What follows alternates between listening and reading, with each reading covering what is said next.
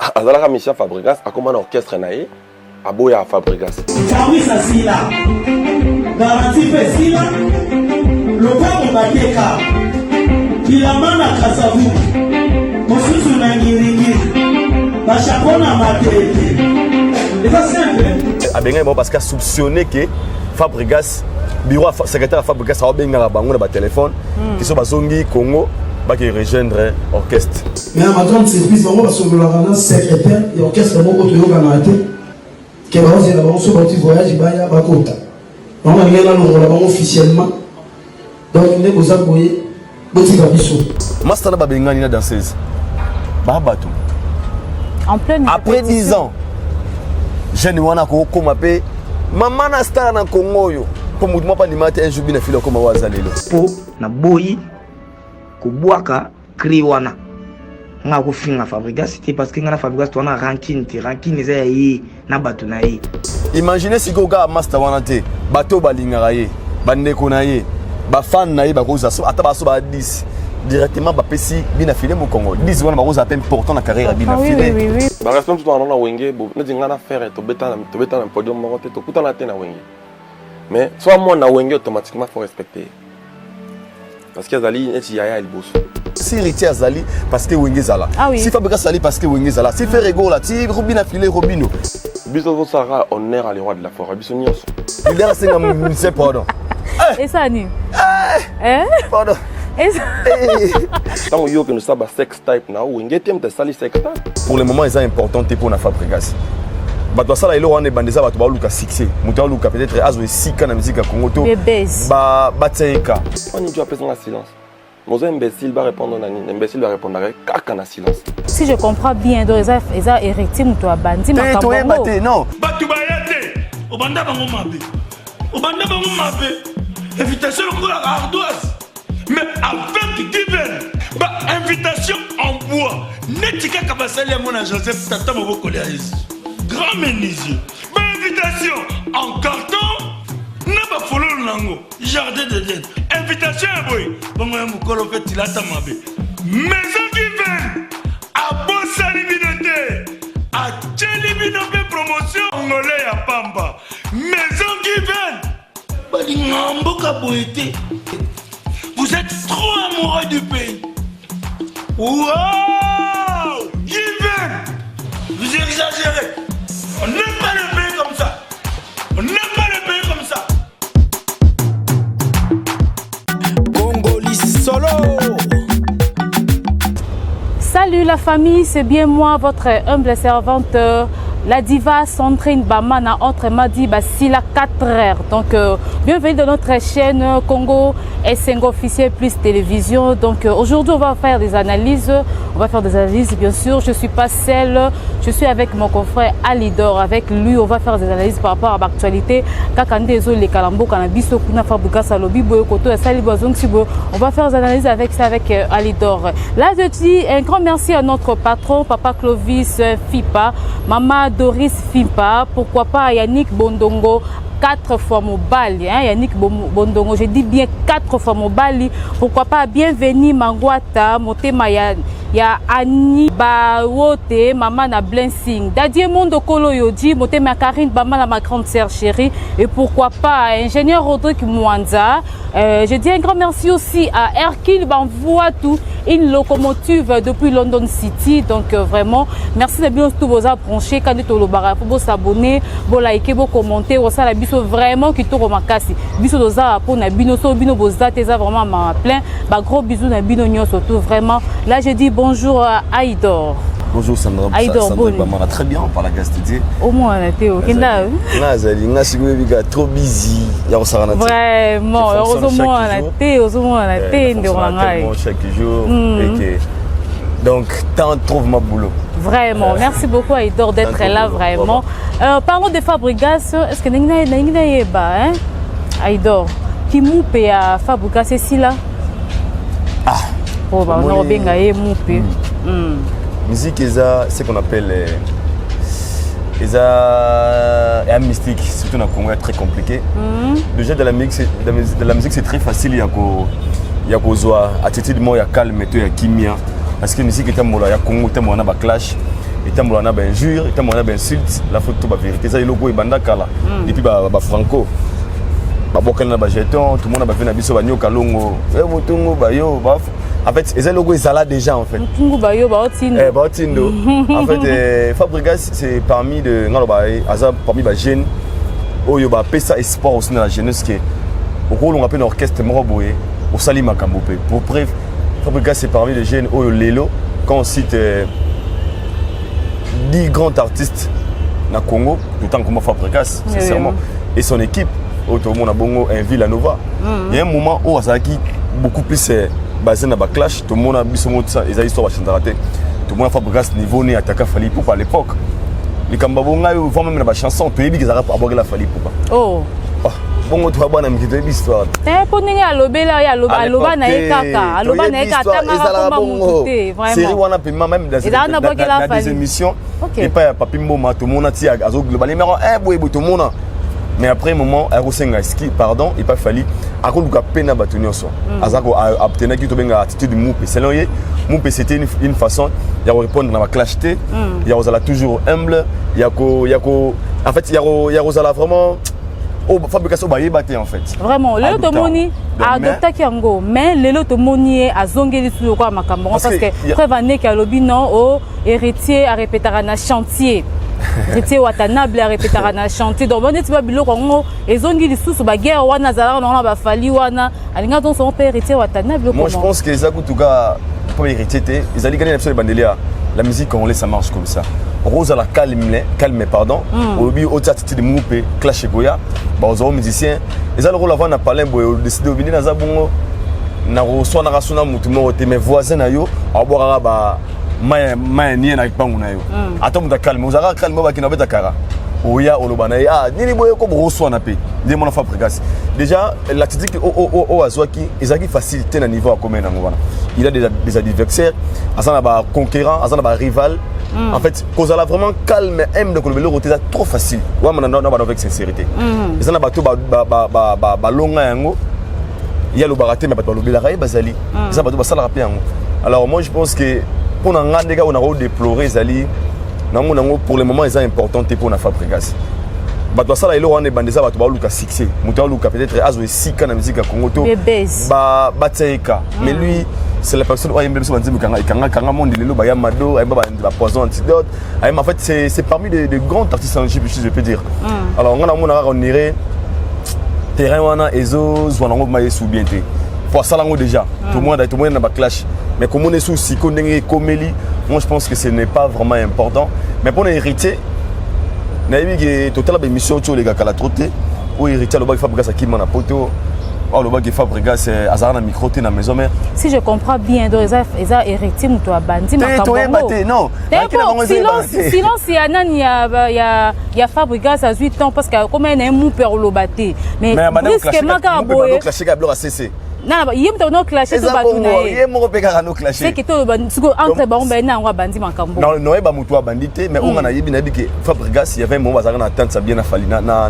héritier watana mais il comme on a tamo boye relation avec sous bien té alors on se pose des questions et là on est aquí na base il y a conflit na bango faut se poser des questions ah oui pour tout le monde ba di mo bimaki série mo boye ke ote bato Fabregas otonga héritier pas dans et pas dans 16 na tout le monde aki yango ah oui on est tambolaki on doit éviter ce que la cause de tout ça les agis par rapport il y a audio Fabregas otonga héritier pas dans 16 naie ou bien les agis d'aller salama bandakala posons-nous des questions baba musiciens aux importants ataba swani na ba clash ba l'accent ba œuvre c'est que les gens ont besoin obeta ki sal nini album nous à niveau nini est-ce que vous obeta mozana aux a streamer est-ce que vous en a position nini sur des ventes parce que reçoit na obeba na bino position na bino zanengeni street orchestre zanengeni est-ce que vos artistes se retrouvent est-ce que bino moko musicalement artistiquement vous en êtes comment la musique il y a Congo au niveau international parce que les conflits c'est bien on peut c'est on peut faire quoi que ce soit mais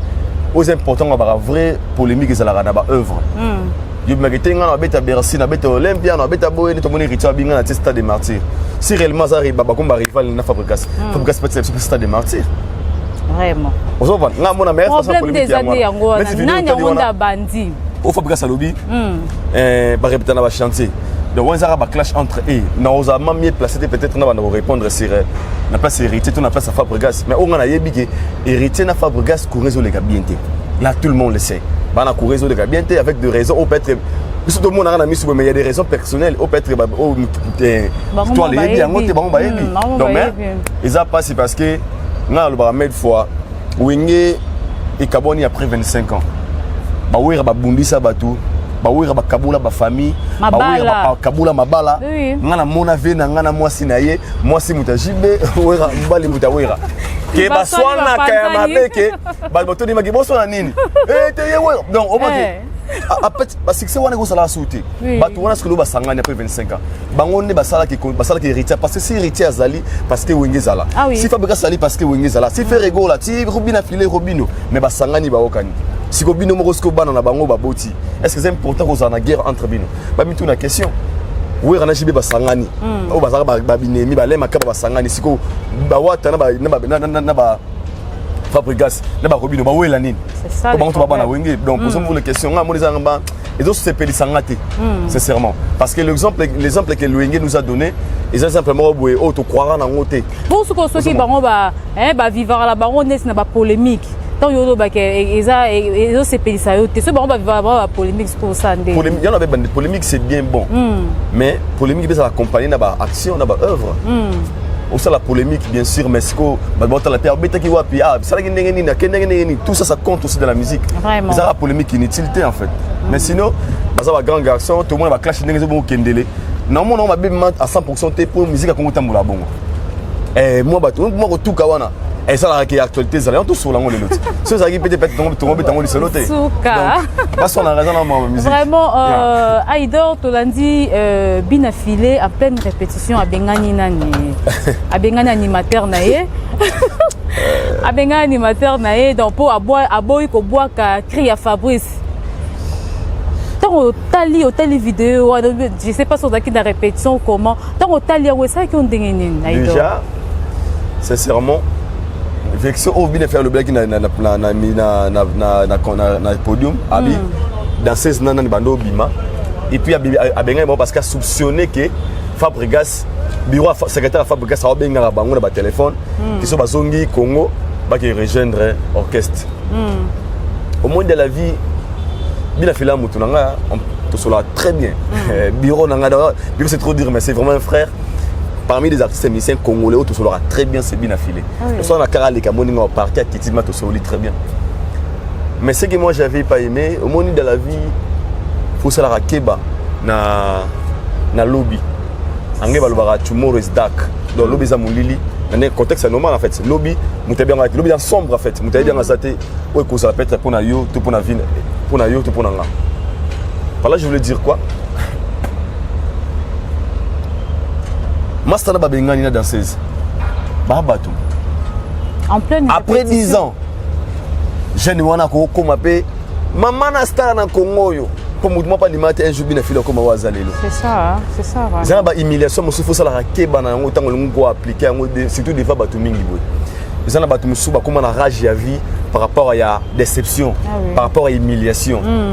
Que alors même tout le monde dit téléphone comme arabe, na sala tuna comme aboué pour na prouver mouton comme appelé. Oui, oui. La séparation n'est pas mauvaise, mais la manière aussi de se séparer c'est très important. Azam Moutou, il a eu à travailler avec Binafilé. À Boaka Bakri, à porter un peu dans l'orchestre Binafilé. Bien sûr, à cause de la PRR, est-ce que c'était une bonne façon de retraiter Bango Bongo devant tout le monde? Et je suis sûr et certain, dans la répétition, on a master, on a peut-être la moitié naïe. On est fanatique de Balingarae.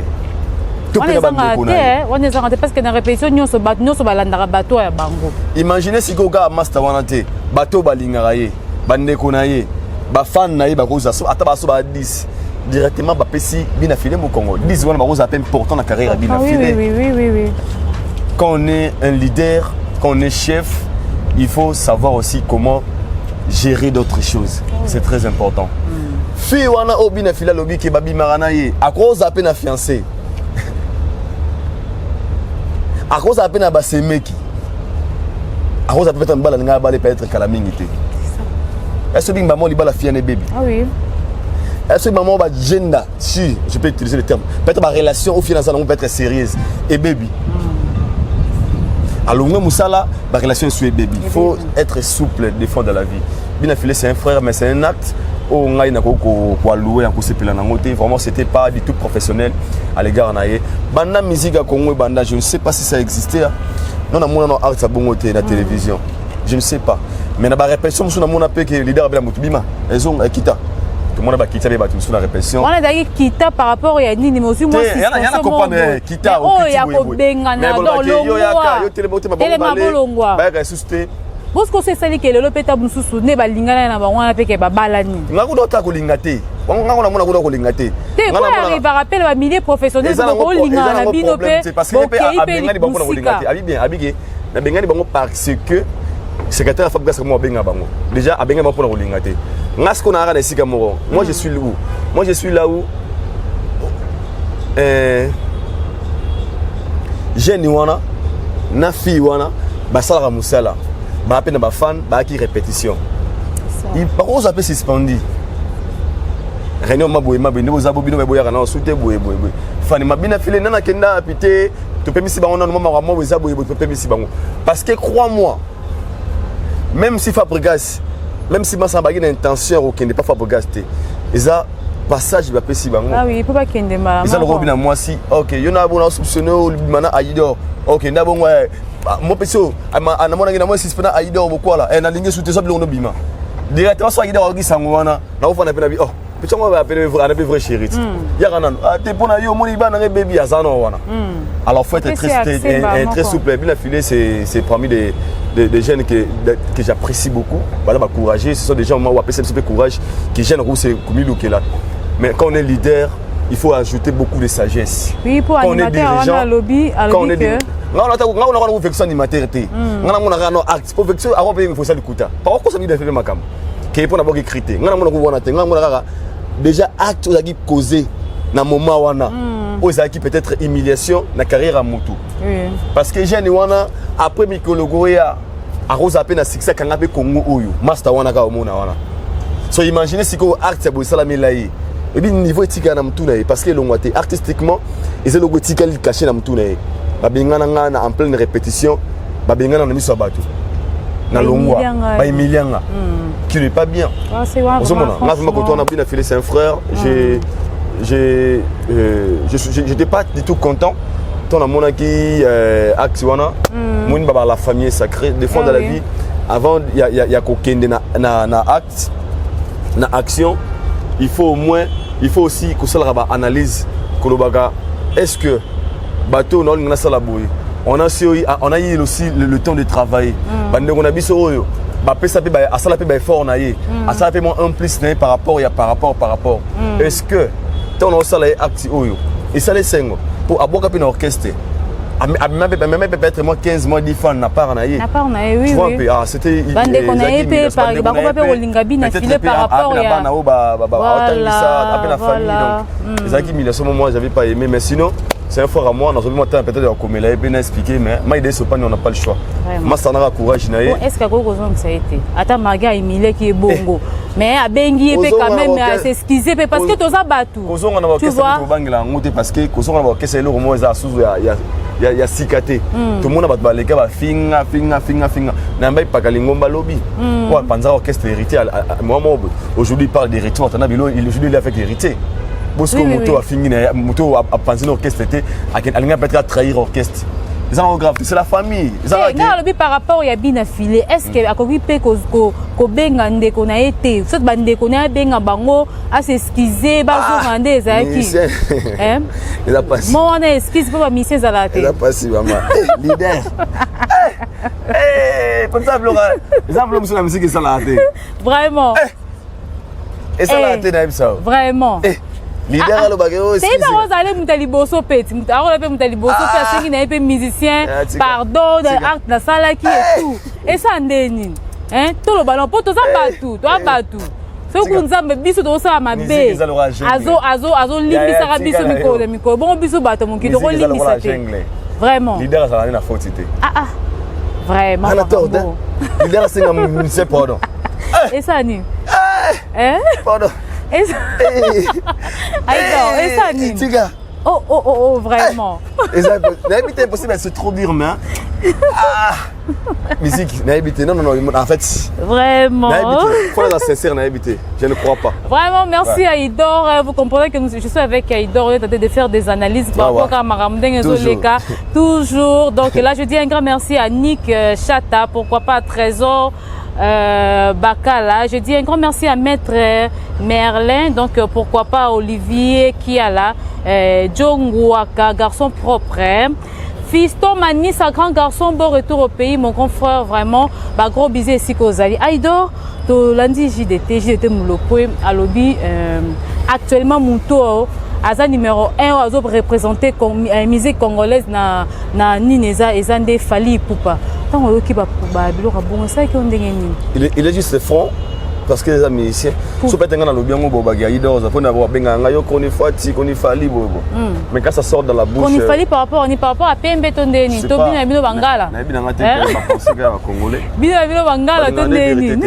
Déjà, un artiste comme Binafilé, de reconnaître son frère artiste musicien. Binafilé, JDT Moulopoué, un grand artiste. Vraiment, les gens aiment beaucoup. Binissa Congo après que l'on a maison mère, les marquis. Ça reste qu'au roi marquis. Il est leader. Ça va l'histoire. C'est vraiment. Oui, roi marquis. Oui. À reconnaître que Fali c'est le numéro 1, qui est un artiste. Et pourquoi? Pourquoi? Un musicien, Atali va paramètre ébélé. Pour naïe, accompagner qui était à mon Wengit. Pour Wengit, quand on parle de Wengit, tout le monde a quitté, tout le monde a battu à Boudara. Mais Wengemen, comme je l'étais dit 100, Fali c'est le numéro 1. On va contredire en côté. Vraiment. Quand il a dit ça, c'est qu'il va paramètre belé avec mon ami par rapport à la génération d'Abisso, Azap Mouteliboso a signé des filles à stade des martyrs. Ah oui. Mon ami Oyo n'a pas abonné à ces belé, n'a pas Spotify à Zali, n'a pas view à Zali belé, n'a pas boé, n'a pas nini boé, bah featuring. Pour naïa mon qu'il fallait numéro 1. Mais moi je dirais seulement qu'il est vrai envers lui-même. Bah toi va offrir un JDT wana. Bah il y a qu'on contredit si quoi à propos à JDT. Quand mon JDT a besoin numéro 1, il fallait numéro 1 à numéro 1 T. Qui est le numéro 1 alors par Fali? So la baba contredit Gabon. Bâti le combo sous obligé pour Nabiso, ils a combo ils a Falité. C'est simple. Parce qu'aujourd'hui la vérité est la vérité. On a la vraie envers fois. Les gens qui m'insultent dans un commentaire, dans un abonnement ça pour ne pas voyer binga. Donc bien boyer. Déjà bien boyer binga. Ngala bobino boyer binga. Pour ngana binga bino te boyer tango benga. Musa benga nga choko boyer. Dans un commentaire, yo choko, yo boyer ba refula la fouille ici. Bien ne boyer binga. Cela va le rôler. Aujourd'hui quand on parle de Tanzanie, mboka Tanzanie wana. Obi combien de ça va en Tanzanie. On a bien connu dans la musique. Et puis Libanda a awate. Au monde Bamboso, au monde Diamond Platinum, au monde Maso Harmonize, Battle Mebele Bajene. Mais le numéro 1 à Bango c'est qui? C'est Diamond. Et pourquoi? Parce que quand on parle de Tanzanie directement, on a Diamond. Diamond a bête ma featuring dans Star Rebelle. Diamond c'est la personne en fait. Et vous battez que Diamond a ça à l'équipe Bango tout na danger. Seulement que étoile la méthode puis la macasse le colon naie. En fait, on va numéro 1, c'est la carte qui est aux danger dans la chambre, aux danger dans la bouille. Par rapport à la œuvre, ils ont mis sur le bateau. Vous voyez un peu? Diamond a bêté Rick Ross, Diamond a bêté Fali, Kofi, Diamond en fait, n'a évité, et non subi. Token en Nigeria, au monde a Tekino, au monde a Davido, au monde a Tiwa Savage, au monde a Semi, au monde a Yemi Alade, au monde a P-Square, au monde a Don Jay-Z, au monde a Tuba Babenga Two-Face. Au monde un Flavor, au monde Zico Di, Batel Mebele, Patora Kim, Belé. Maintenant, ministre au Sénégal numéro 1, on a chapeau du Corona Bango, c'est Bouna Boy. Il a expliqué par l'équipe Davido. Pourquoi Bouna Boy, ça n'a pas Grammy, Bouna Boy, ça n'a pas. Même Davido qui est ministre au top, c'est Bouna Boy, mais Whisky, c'est vivant. Et ça, logique, et ça, normal. Il est peut-être au sommet par rapport à 1, 2, 3 à Bouna Boy Mazali. Surtout que le goal na Congo Brazzaville. À part Roga Roga autant là comme Misseni. Bah belé non, mais Roga Roga au moins Azali présent beaucoup que ça normalement. Mais autant on va payer belé. Surtout à wana Congo Kinshasa. Déjà nga longola ba Kofi, na longola ba Fali et pendant longola Kofi ba Wera ba Jibi na longola ba. Na bana cette génération. Tout ça la vraie envers Bissomoro. Combo ya Fali comment on a peut-être Makasi. Pour les capter. En fait, il m'a dit que Alegi Badinga, mais comme on a un peu moins ma casse que qui a Baninga. Donc Jules était peut-être ça, il va analyser belé, s'est dit ah le mot par rapport à Neymar qui il est le numéro 1. C'est comme on finir la télévision pour année. Moi on était pourquoi bazo finir. So les gars au finir JDT. Il y a quand on peut essayer moto sous Monica ça mieux qu'il fallait et puis c'est simple. Quand on dit ça c'est pas parce qu'il fallait il est au top plus que tout le monde. C'est un artiste mais ils ont les cambo époque maman nanga. Vraiment. Quel cambo époque qui ne sait pas que Reggae a mis sa kanga avec Congo. Vraiment. Oui Mbazara vivante. Oui. On parlait de Reggae à Missi. Na ibi masolo en la tête. Qui ne sait pas que Azaka non qu'est-ce que il y a pas Azaki na succès. Qui ne sait pas que Wenge et beta ba Kofi et beta ba Zai ko beta ba tunyo so wana Wenge 4x4 tango bimaga ils ont par rapport à époque ils ont par rapport à moment par rapport à nini j'ai le tata les gars qui non pour l'instant c'est Messier il est moi je pense qu'il est vrai envers lui-même il n'est pas un hypocrite parce que logique des choses nanena sans polémique Batia JDT Batia fallait pour pas JDT c'est un bon chanteur c'est un bon compositeur JDT est un streeter musicien mais dans ma cambouille JDT au sentiment qu'il fallait plus loin que JDT là avec sincérité na autre mais c'est belé sur la balance si boy na bara o azaboué et puis dans tango na le pourquoi il y a azaboué liko na bango ce n'est pas parce qu'il est au top que bango nyoso et ça parce que moment où ils allaient lier ils ont permettre que azala na babisi kamoro boy c'est simple donc là ils ont vraiment na ninga mabete nga mon gars JDT azala qui vraiment envers yemoko mais malheureusement les gens lui ont traité de tous les noms azala insulté azali basé na niveau tout ya vie mais qui n'est pas du tout bon vraiment. À l'égard Naye c'est vraiment un aîné c'est un grand artiste de mon pays et moi je le respecte beaucoup na sepeligra babenga ngo kozala vrai il est véridique azali prokitité aboya a kufa na likambo na mutema na ye mais bazo lo ba ondeli ba lo bakara ke non ils a fallu pour anita cheki ata batu mususu pe pour batu mususu pe bazo beta ba artiste mususu bazo beta ndenge nini pe ya rocha ka fallu ndeli ba artiste bazo belé mais adage mo lo ba des propos tenus na ngach que l'auteur lui il a fait son comment dirais-je constant d'ailleurs ça lecture na personnel atali étant que musicien parce que le reste bien na comédien on peut comprendre mais na monoko musicien c'est qu'il a à 8 ans il a observé par rapport à moto par rapport à ton numéro 1 c'est Fally mais je sais pas balinga ça numéro 2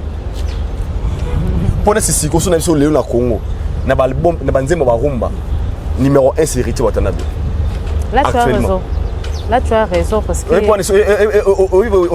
tu as raison pour Naibi pozo beta makasi c'est simple pozo beta makasi oui bon l'autre temps parce que génération moi le muta au top ça c'est Liboso Fally Ipupa au bout yango pour nga expliquer pourquoi Fally Ipupa expliquer pourquoi Fally Ipupa beta Bercy Zénith Olympia abeta Bercy Zénith Olympia et non Zénith Olympia ils a festival donc ayakinde donc mindele ba yakina bango za festival c'est le bande baloba on est festival on a festival il fallait mettre l'orchestre na ba image ça abeta Bercy Zénith Olympia donc ça non festival c'est bon Astiné Stade des Martyrs donc soit mettre biloko on a tout on a continuer la liste ba grand parce que au Congo to mezirango pour bongo Bercy Zénith Olympia il y a ça la génération oyo qui est ce abeta Bercy Zénith Olympia génération oyo Luka et puis abeta Martyr na porte-parole n'a été non par rapport il y a une énergie d'état répondre attendez ba critères rebelles lelo ce qu'il fallait abeti Martyr wana obi exercice ni article génération oyo ya parce que aujourd'hui quand on parle des stades de Martyr tout le monde a vraiment Wera JB Kofi Olomide mais on peut payer monter quand même parce que batum super roya na sima était Watanabe pas zoya moi la mboka peut faire rigolo la des nuances payé par roya le 25 décembre déjà na stade de Martyr envoyé mon côté na lo bango boy au moni souci na biso ya ndeni c'est un vague où il y a génération ya ba ya kolongola ba o ba vi ba sala ba mona on le roi exact qui c'est mon bouton longola té parce que ba wera lo ba ngoma lo fier ba JB ba Kofi qui est au stade des Martyrs le so jeune il fallait betango héritier beti faire beti et c'est ça nan et biso ba opeka c'est la culture congolaise qui gagne non subi père beta oh toi linga beta na yé qui pété ils ont qui pété vraiment ils ont qui pété oh toi linga beta abeta c'est ils en a honneur on a biso dans le but pourquoi parce que le longtemps besoin qu'on vouloir JDT n'a pas sur exemple Natangiga 3 défis wana. Bercy, Zénith, Olympia. Peut-être Gilles était à Saliga à Lison par rapport à Makamboana. Dis-moi, quels sont des artistes à génération au Betasco Bercy, Zénith, Olympia? N'a pas concert, n'a pas Bangomo. Il y a des concerts à l'orchestre. Tant il y a des orchestre là-bas. Qui est cet artiste? Bercy, Zénith, Olympia. 3 wana. Tous on est normal. Qui? Gilles était peut-être à Talepega, Bongo. Avec mon ami Oyo, peut-être Kitoko. Qui est cet artiste musicien? Oyo. Pour avoir un côté dans Inosbi. Pour aller voir des mamans vu des longues. Azapa, qui est cet artiste à génération Oyo? Ou à ça la fait tirer une belé.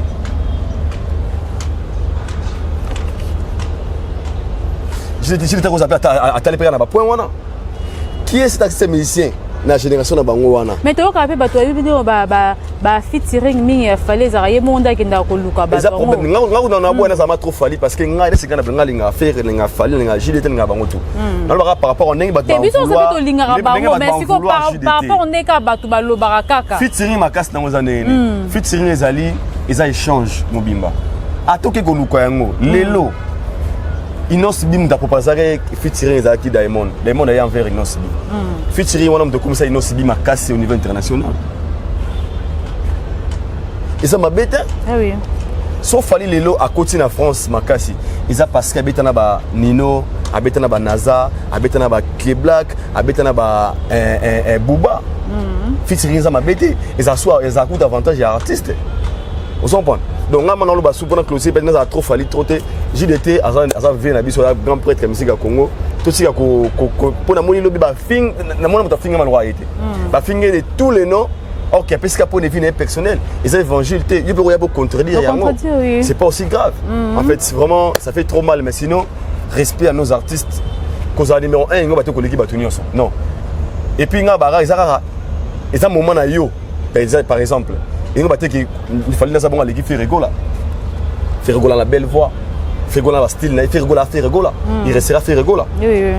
Chacun d'eux a un nengé a appelé ça le meilleur de lui. Donc c'est ça. Vraiment chacun de deux hasard vraiment a appelé ça meilleur d'eux. Donc on est qui non président JDT Moulopo et ça ba propos naé par rapport à ah oui par rapport à nengé à taleli ba makamde ngozo qui est numéro 1 et lui ko ba teke fallait na l'équipe misenyo surtout à Congo. Voilà. Parlons de nos artistes et comédiens Aïdor. Le réseau ça la passe et puis c'est vraiment pas synamité ma côté la Ndekolabiso Tcheko a Koufi les artistes et comédiens les cas la groupe évangéliste donc mais avant les wanaye à l'éca qui peine à la télé c'est nga qui lisungi mais apparemment lisungi ngo et y a qui vraiment té Ndekolabiso a Koufi donc oka qui sangoa na Aïdor en tant que chroniqueur Yamboka pe mopandi sango et ça qui on dengeni faut être prudent dans la vie parce que tout le monde est là, tout le monde est maté. Kolobake, l'appel ça confiance pas mon qualité nga ba faux parce que naza ba to pesa nga confiance. Nga bifona na réciprocité ngo. C'est ça. Nzambe apamola abatela rabiso apesa biso tous en abato baza malamu na peme na biso pour batala biso mabete. Na kalizara poison, ko tu vas kufina poison. Oui, il y a kufina poison. Na kala poison te ba ba personne ba PDG, ko la poste directeur, millionnaire, mais aujourd'hui, même les pauvres, combien empoisonnés. Ce sont même les pauvres. Peut-être vous permettre de ce qu'ils ont pour nature. Chico a d'ailleurs sauté les gars de l'autre côté. Il a rien laissé à ses enfants. Mouto a sali ma béwana à comme Chico wanate. À comme papa banana été. À Zoamute manaete, à Zoabolingo naete, à Zoelongi naete. Alors, vous appelez moi si n'a été. C'est Pelika a éliminé Nassia Moukili. Alors, moi je me dis, Batou Basala Batou Mabé, Mamana. Des filles ne lancent pas Moutounioso. Et ça, na Moutoumorote à Rokoma 2200. 2000 combien 2022. 2022 Oui. Oui, 2200 nous avons. Ça fait la nécropole. La Kiti Mouké. Ce qui fait wapi donc 2153. Vraiment. Au moins, il faut avoir une réflexion. La Kiti Sundambo. 2104. On a banté carabou. Donc, par là, tu avais 2155, tozala te moi ma énergie to lobela o misusu ba ko tenir plaza na nzete wana zo kende 2185 na mona bote milelo na ozan libumu na ozokano bota c'est moi année prochaine 2180 muta oza vivant hein azate voilà so lobaka yomoke muto no lingana sala mabe ngaba to na 5 étapes na vie toi na la vie la mort, la résurrection, le jugement, la vie éternelle. Tant que vous vivant pe mara, liwa yango ya close na yo. Vraiment. Tant que kufa comme si va chrétien croire en yango. Tant que kufa résurrection yango liboso na yo. Tant que c'est quoi jugement yango liboso na yo. Tant que va juger yo ou la vie éternelle ou souffrance éternelle. Vraiment. Mitunara siko ton on a ça la mutu mabe. Est-ce que nga aidor tonga bamana ba année ya mutu wana et ya likolo na nga pona kene na 2200 ans. C'est ça le problème. Ton on ça la mutu mabe mutu wana to akufuta komi na pasi.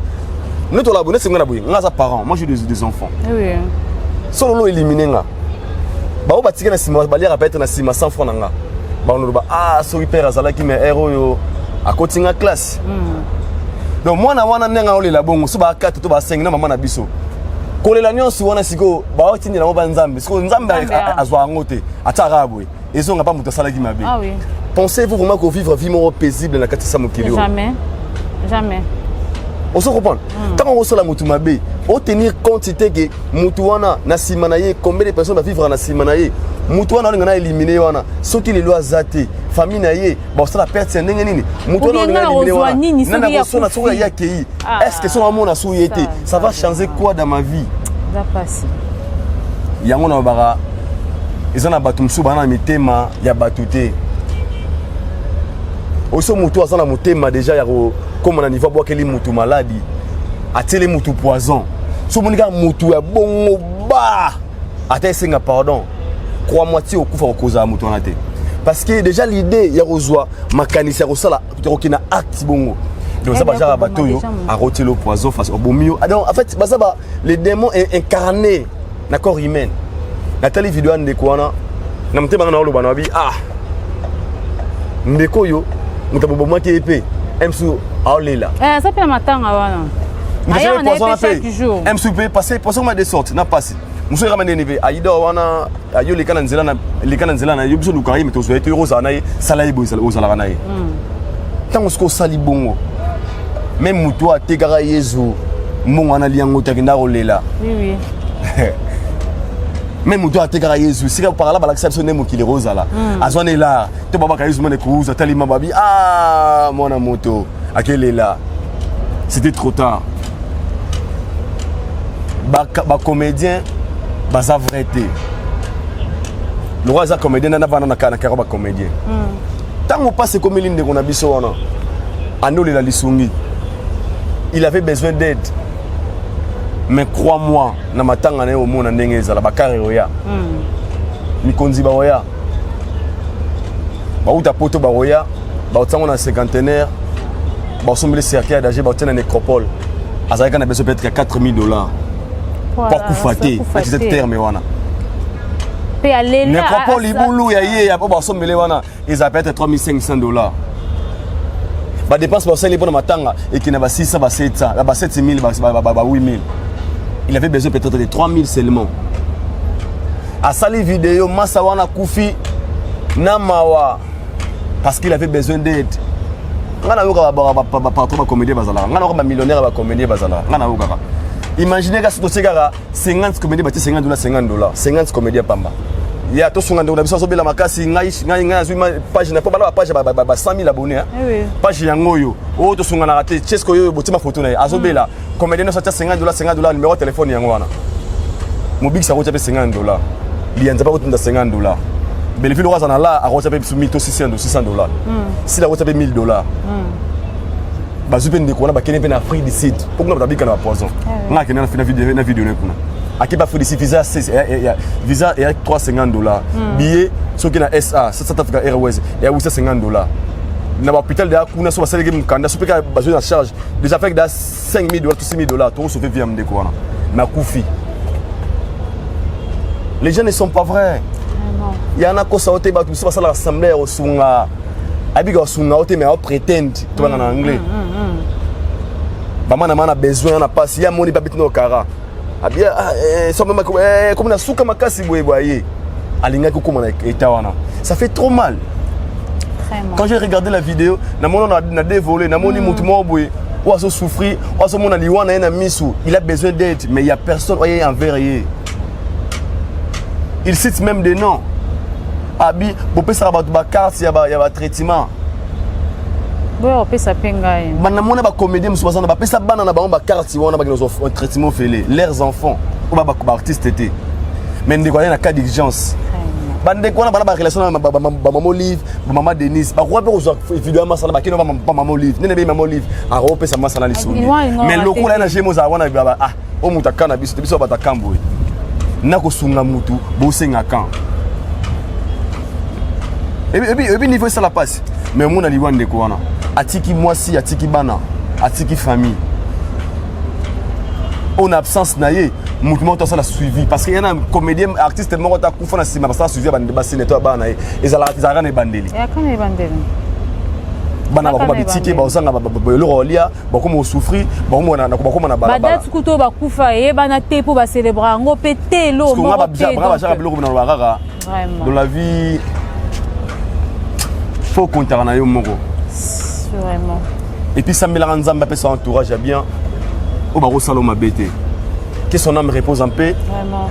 Non, mes sincères condoléances à rien qu'à sa famille. Ma comédie, vous sincères condoléances. Pour mon intérêt, c'est mes sincères condoléances. Sincères condoléances à sa famille biologique. Au va perdre de qu'on a bangona. Nzamba ebi. Ngalo ba lo mo adage mo na lo ba med fona ba. Nzamba sala RRT. Asa rappel na torté. Vraiment.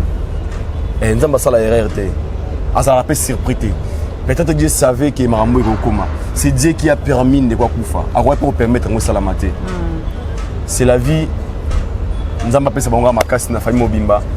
Ba comédien bolinga na solo. Il y a pas si mon ba ministre na comédien différencié ndeni. Ministre ko sala yo fabrication na fali na ba kana te ba kuta na raté. Mais ba comédien ba kuta na banzonzing. Banzonzing oui. Donc bana facilité au sana na mabe. Pour ba sanganaka. Pour na l'art.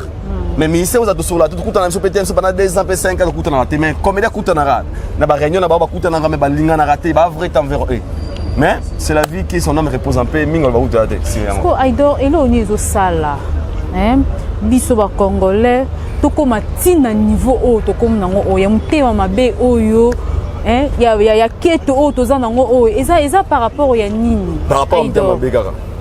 Parce que c'est pas source nango ezani non c'est pas tous les congolais baza bongo non ngape na congolais bana na botema na swa mutu tia makila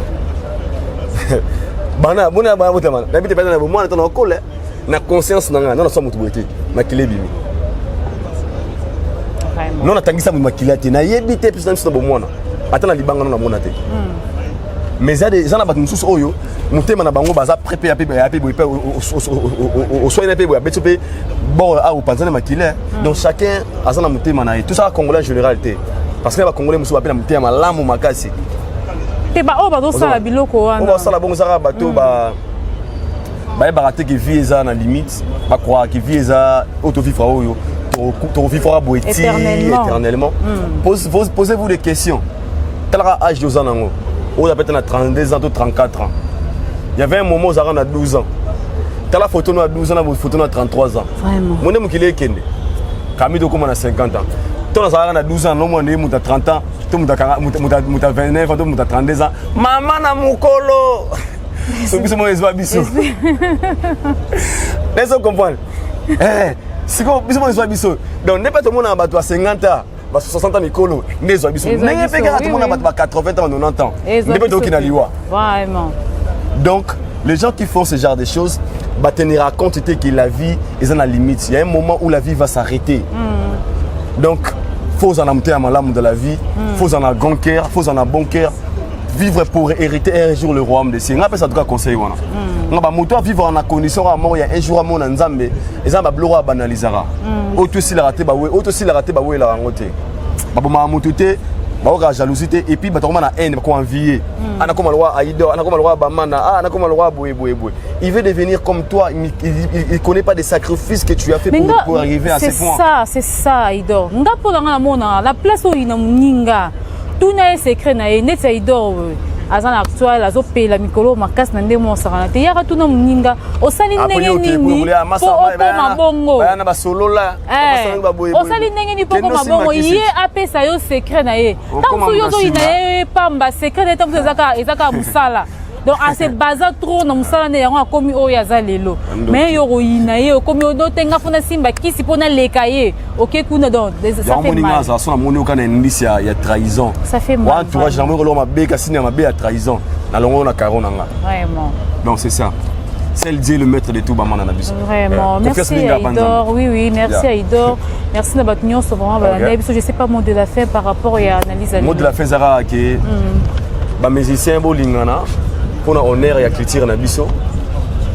bo pesa biso lokumu libanda au lieu de koza ba féliciter ba clash aux éléments importants ba tout balinganga je vous aime beaucoup na pesi mot ya soukezara ke l'amour est plus fort que tout là où l'amour existe ma bise à la rater que soit les à la rater un les à la rater dispute à la rater inutile en fait salutations à papa Clovis Fimpa mon vieux Clovis Fimpa. Big salutations, si vous allez vraiment na big shout out to you in London City. Et si vous allez bateau tout balinganga, vous abonnez à Aïdor Média Télévision, Aïdor Média TV, vous abonnez massivement et puis vous avez besoin d'un numéro dans les 00243 84 20 57 656 00243 84 20 57 656. Yo muto finga na commentaire na robenga so bengo fingi tuna sango ba yebisa yo na so bengo fingi ya yo na tikelo mbala moko pena boya ko description batu bayate obanda bango mabe invitation ko la ardoise mais avec divers ba invitation en bois netika kabasali mon Joseph tata maboko le grand menuisier ba invitation en carton na ba follow nango jardin d'Eden invitation boy bongo ya mukolo fait tilata mabe maison divine a bosali binote a cheli binope promotion ngolé ya pamba maison divine bali ngamboka boité vous êtes trop amoureux du pays wow divine vous exagérez on n'aime pas le pays comme ça on n'aime pas le pays comme ça. Bien. Merci beaucoup si tu es vraiment vraiment.